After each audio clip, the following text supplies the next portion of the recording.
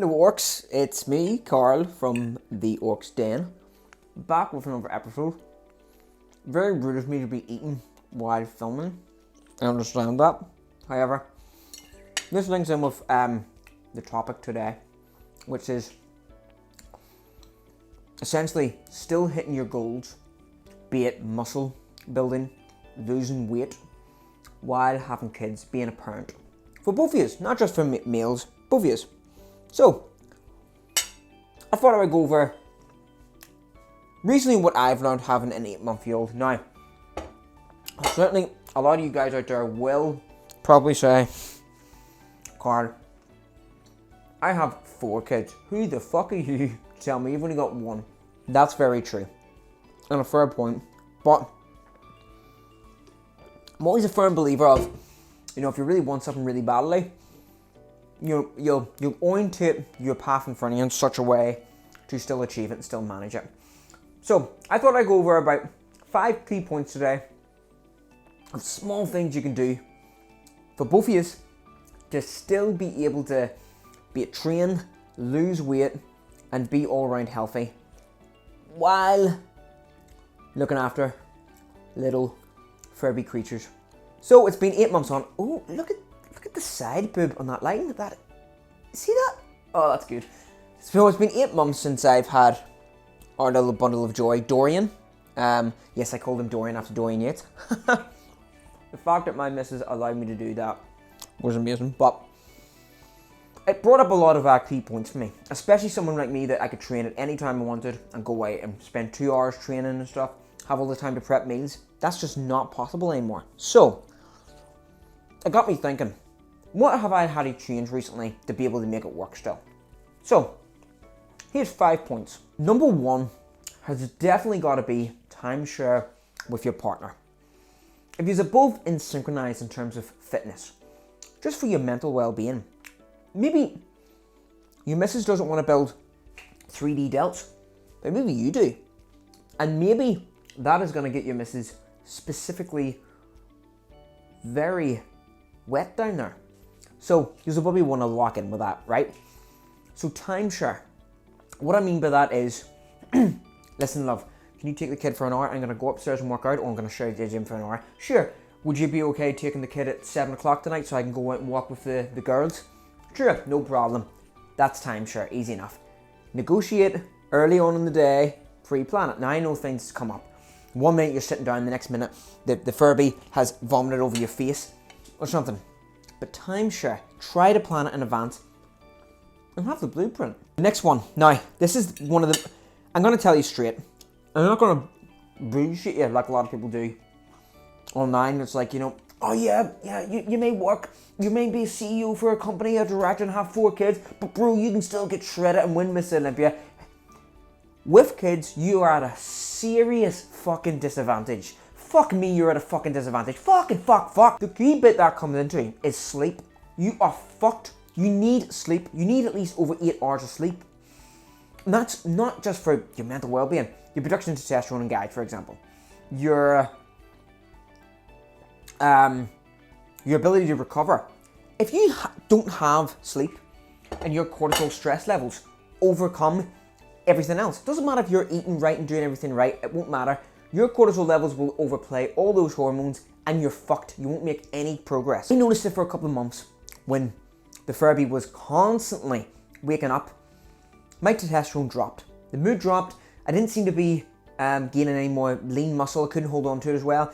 And could I get that hard down there? No, I fucking couldn't. It's just like all fucking flappy and shit. So the point 2 would be nap when they nap. If they're having a nap, nap. Now I know you may have other things to do. You may need to clean the fucking house and stuff. But try your best to get the 8 hours if you build it throughout the day. And a little hour, a little 2 hours there. You may feel shit, but it's the thing you've got to do before you get to what I'm going to go into now, which is point 3. Point 3 is, I can't say this enough, the sooner you get their sleeping routine down, the better. We recently got Dorian going to bed at 7 o'clock at the minute. And he sleeps at 7. Now I know that takes around when they get 6 months, but fuck, it's been amazing. Having all the couple time in the night and being able to do your own thing and get to bed early and sleep all the way through has made a massive difference. So The sooner you can get their sleeping pattern down, and by the way, I'm not sipping any here. You know, I'm not here to teach you about kid shit. You know, it's just a thing I know. You may know better, but what my experience is, the sooner you get the sleep pattern down, that'll feed into point 2, your sleeping and your recovery will start to work again. But you need the recovery. I can't emphasize that. You need the sleep. I know it sounds so cliche, by the way. It's like one of them memes you get on Instagram. It's like, you know, 3 things to succeed, mums. It's water, walking, and sleep. Yeah, we all fucking know that. Number 4 is prepare your meals while you're preparing theirs. If you gotta go down and make a couple of bottles, you need to put the fishy fingers on. Get a few equipment, whack on what you're gonna eat throughout the day. And I don't mean just cook for that meal. Cook for a few meals in advance. Put a few chicken breasts on. Whatever you're gonna eat, put a lump of rice on, a lump of potatoes, have it ready. So when you do go into the kitchen later on, you don't need to spend 15 minutes and put them in the wok or whatever. You can simply just have it ready there, Tupperware in the microwave, ding, and consume. Dead easy. Prepare when you're preparing their shit. The last one is, maybe you don't have that time, you don't have the luxury. Maybe there's a lot of kids, and maybe they're just a fucking mental. So, what I would suggest is, get the family involved. So you need to do some sort of exercise in the house maybe. Get the kids involved. Get the missus involved. Get you all involved. Get you all involved. A lot of you lockdown, you see the kids doing the Joe Wicks, the PE stuff. And then the parents complain about, oh, I don't have time to do my own stuff. Yeah, but you film them. You film them doing the star jumps. Get down and do it with them. Do your program. Do a few press-ups. Do a few jumps, squats, whatever it is. Do it while they're doing it. Or get them to help you. Say, for example, you're going to do 10 sets of press-ups with a weight in your back. Okay, son, daughter, can you count the reps? Help daddy count. Oh yeah, 1, 2, yeah, it's great fun now. Do you want to get in my back for extra weight? Oh, it's a newborn or a 2-month-old. They can't obviously fucking speak, them guys. Front raises, side to the back. Put them on your shoulders and do some press-ups. Get them involved. Now the last point here, I'm loving that side fucking tit here. It's great fucking that light. The last point here that I'll discuss is, the biggest thing I get, and I hear it all the time from people is, well, I can't eat well because, you know, either she cooks all the meals or he cooks all the meals, and it's not fair getting them to cook something different. And I know kids will eat something different. You can't force your kids to eat chicken and broccoli all day. Although, for an experiment to make the biggest veiny, roid-headed, gorilla-looking 6-year-old, you know, it's a good experiment. But realistically, you can't do that. So, what's the option? Let's look at them. So, the key bit here. Yep, done it up.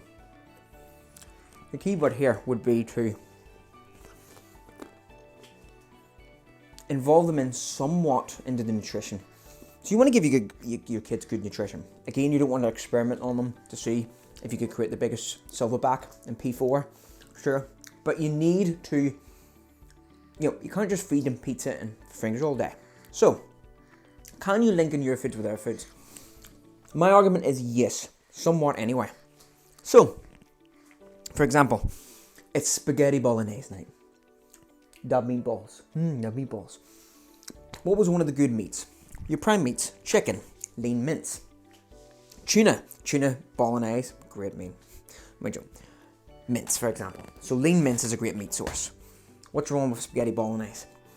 Carb source. You've got potatoes, rice, pasta. 3 great carb sources. You've got pasta in it. A little bit of tomato puree isn't going to do you much damage.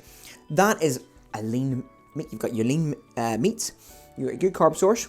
Get some olive oil, good fats, and a little bit of tomato puree so you don't go insane. And for the kids, great meal, number 1. Chicken curry night. You can do a wee bit of curry for the kids.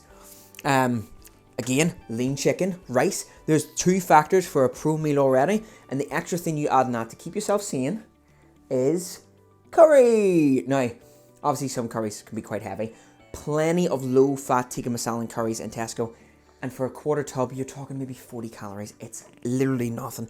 People fuck all this stuff up. Most people eat actually almost like a pro bodybuilder or pro athlete. It's then when they start adding the extra shit that fucks it up. Sorry. It messes it up. Sorry. Yes. So, my argument is you can link it in quite well. Now, not to the best of your ability, sure. But it's mainly dinner time that it's going to be linked in anyway. So it's dinner time, don't worry. If you want to have a wee cheat or go out of the rails for dinner time, that's fine. But for your breakfast and lunchtime, You know, eggs should be staple. Great for kids. Eggs. Eggs are great for you as well. Be like baby is what I'm trying to say. Be like baby. They take porridge in the mornings. Porridge is great. Eggs are great. These meals you can link into no problem. There should be really no excuse. Now, if you are looking to eat 7-8 meals a day, I get it. It's going to be quite difficult. Your missus or your fella may not be too happy about trying to prep the meals, but that's up to you. Find the point for it the week. If it's a Sunday night before when you're prepping school uniforms and stuff, prep all the meals, stick them in the freezer. It is still up to you to make it work, because your friends and family still don't care what inch your arms are. Your missus may care what inch something else is, but certainly not the arms. That's the tips. Obviously, please subscribe below. Click the wee bell. They all say that these days. Click the bell. And until the next time, see you.